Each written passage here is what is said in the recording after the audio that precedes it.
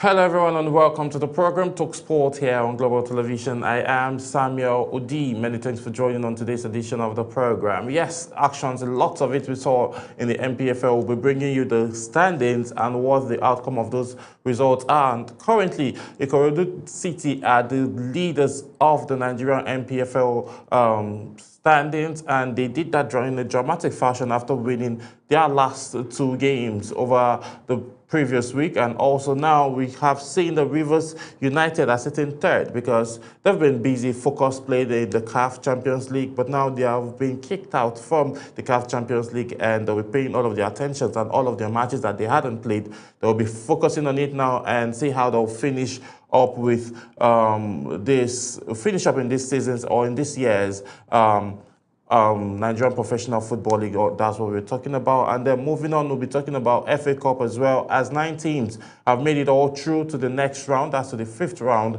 of the competition. We'll see how all of that is turning out. Currently, we saw in the NBA that the NBA All-Star Weekend started off on Friday. We saw dunk contests. We saw matchups between Team USA and Team World in the All-Star game, so we'll be bringing you those highlights as well as also we'll be talking about a couple of things that happened that's currently going on in the space of World Cup, because there's a chance that the Super Eagles of Nigeria might be going to the World Cup because FIFA is looking to make an announcement of the seedings or the making results or giving a final verdict on the incident that transpired between DR Congo and the Super Eagles of Nigeria, as the NFF laid some complaints. And something concerning again around athletic, we saw a switch over a couple of weeks. We saw a switch that Favour Ashe has switched his allegiance from Nigeria to Qatar, and the Athletic Federation of Nigeria coming out to say that all of these things happened behind their back and they are going to start probing. So we'll also bring you up to speed with all of those. And the Super Falcon, the Nigerian Falconets, they also went to Senegal and were victorious, winning both home and away. And then they are set for their next encounter as they'll be facing off Malawi. So we'll be bringing you all of those massive updates. And starting from the home front, as always, Bruno places 6th at Fencing World Cup. Ikosi Bruno, Nigerian fencing protege, Ikosi Bruno warmed up for his week's African Junior Fencing Championship in Dakar with an impressive 6th place finish at the International Fencing Federation World Cup, which concluded over the weekend in the Senegalese capital. Bruno, already a trailblazer as the first Nigerian to win an international fencing medal, enters the men's Serb event as one of the top seedings. The 18-year-old received a bye into the round of 16, where he dispatched Egypt's Hamza Abu Hawar with a commanding 15-10 victory. In the quarterfinals, Bruno faced Mexico's Nathan Maguire, a seasoned competitor. Despite matching his opponent's tactics, Bruno was edged out 15-10, finishing 6th overall. His performance earned him 14 valuable ranking points, boosting his world standings ahead of the Continental Championship. This week, Bruno will lead Nigeria's contingent alongside Martha Idongesit for men's EP, Sarah Idongesit as well for women's EP, and Ade Thomas for women's EP at the African Junior Championship in Dakar. So we'll be looking at how he will be leading this contingent, and he is, because Bruno is the grandson of the Director General of NAFDAC, and we would see how well he would be able to lead this team. And for him, congratulations, he is the 6th best fencer the world have currently, and interestingly, he marked history by winning a medal for Nigeria. So moving on now, let's talk athletics. Olajide runs PB Anchor's Texas Tech school record. Nigerian sprinter Olayinka Olajide ran a new personal best in the women's 60 meters before anchoring the riders to a women's 4x400 school record at the Jarvis Scott Invite in Lubbock, Texas over the weekend. Over the weekend, she clocked a new PB of 7.32 seconds to place second behind Nalia Harris of Texas Rio Grande Valley at the meet. Her previous PB of 7.33 seconds was set January 17th at the Corky Classic. Aside from running a new PB. Her finishing position also improved as she moved up from 4th place to Kirky Classic with what was won by her competitors and teammate Success Umu Okoro. On Saturday, Olajide returned for the relays and teamed up with McCain Carly, Anita Afshit, and Lovina Aways to record a time of 3.31 seconds in the women's 4 by 400 meters. The previous school record set at the Corky Classic stood at 3.31.83. Olajide made her entry into Nigeria's athletics scene in 2014, representing the country at the African Games and African Championships. She was also part of the Nigeria's contingent to the Paris Olympic Games as well, and then the trajectory of her career, and that has been her breaking forth into the scene.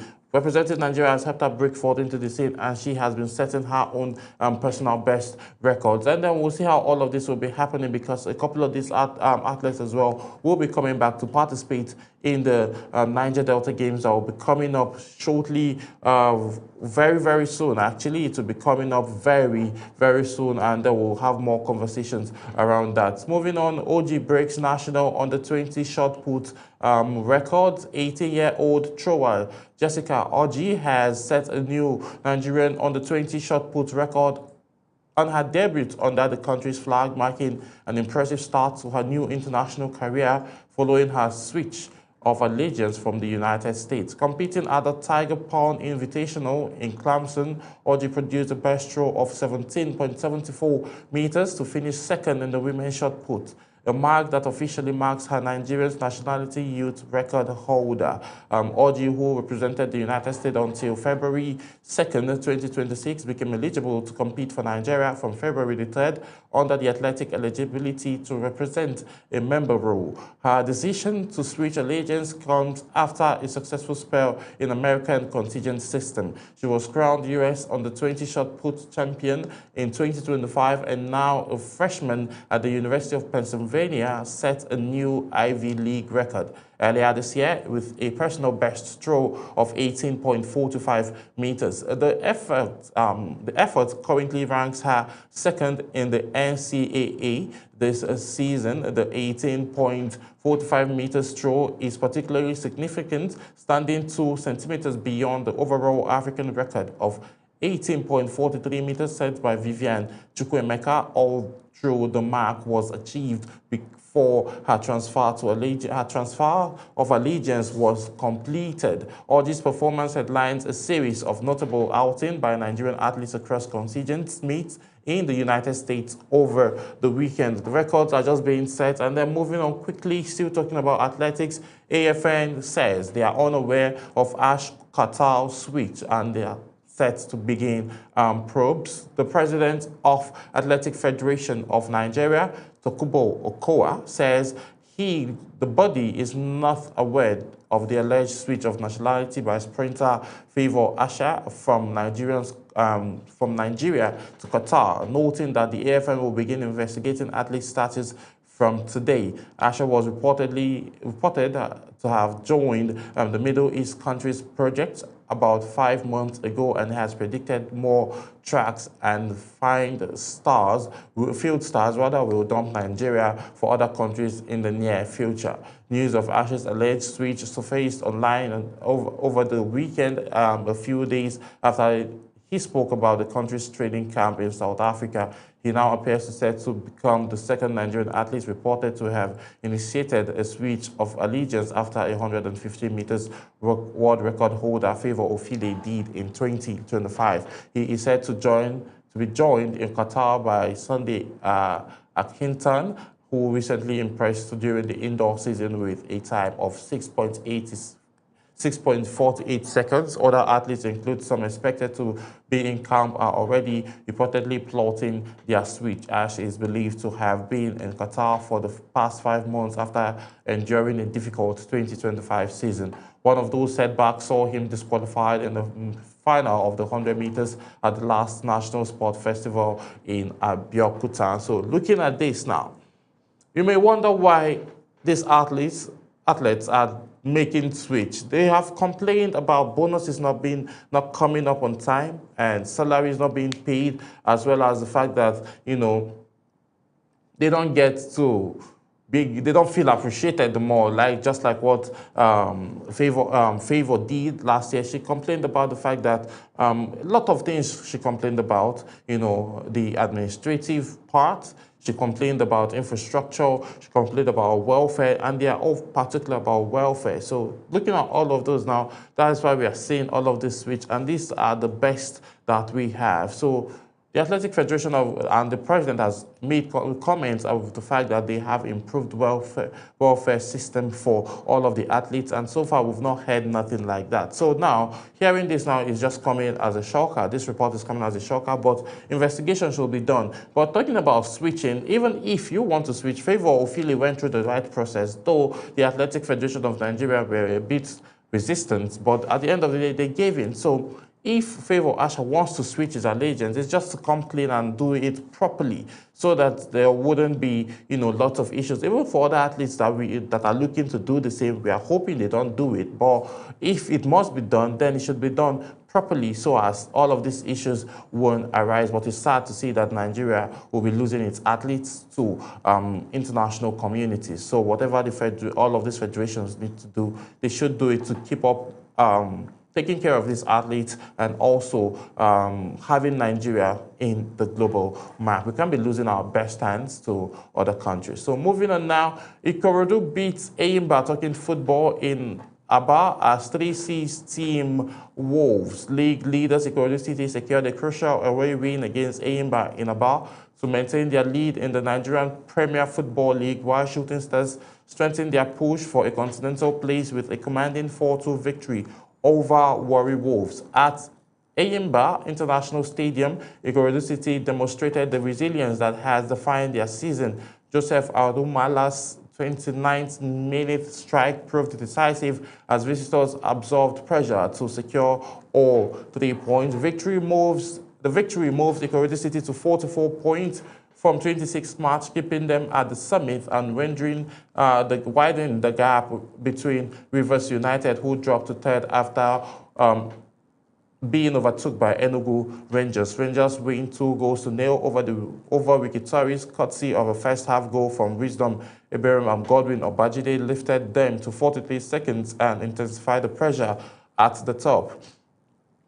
And that lights now, still talking NPFL, Abia Warriors compounds Remo's relegation battle. Remo Stars fight to preserve their Nigerian Premier League status suffered another setback as they were ahead to a 1-1 draw by Abia Warriors over the weekend. Playing yet another temporary home, the defending champions showed urgency from the onset, but were unable to convert early dominance into the goals. Victor Mbamo was heavily involved in the opening exchange, drawing a foul after racing through the ball, later going close alongside Alex. Remo passed for an opener. Covent Albert also tested the visitors' resolve before being placed by Samson Olasupo before the break, with the first half ending goalless despite Remo Stars attacking intense. But Abia Warriors, who arrived in Akure seeking to halt their own winless run, emerged sharper after the restart. Their pressures told in the 54th minute when the former NPFL top scorer Chukwuma Obioma broke the deadlock, finishing clinically to silence the home support. Remo attacked to respond, introducing Kudus Akini as they searched for a greater impetus and gradually began to stretch out the defense, but at the end of the day, it didn't turn out the way they expected. But quickly now, let's look at the standings of the NPFL. NPFL standings currently, we're seeing Ikorodu City are currently leading the table, and then Enugu Rangers in second place, 44 points after 26 games being played for Ikorodu City, and then 43 points for Enugu Rangers after playing 43 games. They are former champions now. Looking at it now, I think Rivers United will still come back up because they've only played 21 games and they have 41 points. So they still have 5 games in hand to play. So by the time before they can finish playing those 5 games in hand, and if they get to win everything, that is an additional around 15 points thereabout. So if they add 15 points to what they have now, they'll be having around 56 points, and that is like keeping them clear, far clear, because currently now they are sitting in the third position, and you can do the maths. They only play 21 games. So in the fourth position is That's Why United, who were one-time leaders of the standings, having played 26 games. They have 41 points. Abia Warriors with 40 points. Bendel Insurance with 36 points, Shooting Stars with 38 points, El Kelemi Warriors with 38 points, Katsina United with 37 points, and Niger Tornadoes, who were sitting in the number 5th position, now have been dropped to 34 points. So you can see how competitive and how intense the Nigerian Professional Football League is getting. The second half of the season is here. Teams are preparing to play for the Federation Cup and also try to win the title or even advance further into representing the CAF Champions League. So we also saw other teams from the second half of this table. We saw Warrior Wolves now with 34 points, Barua FC with 33 points, Plateau United with 33 points, Eimba so far the defeat with 31 points, Bayelsa United with 30 points, Wiki Tourists with 20 points, and then Kano Pillars with 29 points. And then now we are seeing Kwara United, current MPFL champions,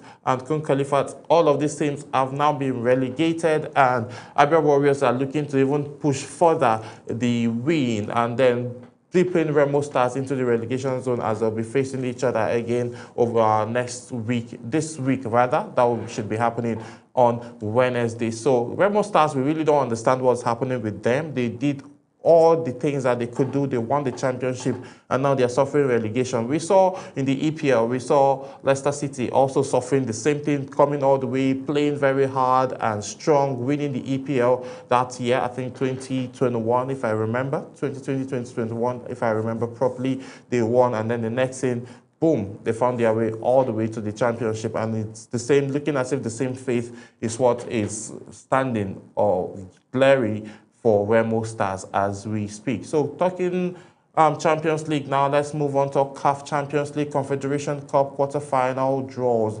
The teams that have made it all through. The Confederation of African Football, CAF, has conducted this season's final quarterfinal stage draw for CAF Champions League and CAF Confederation Cup at the Egyptian Football Association.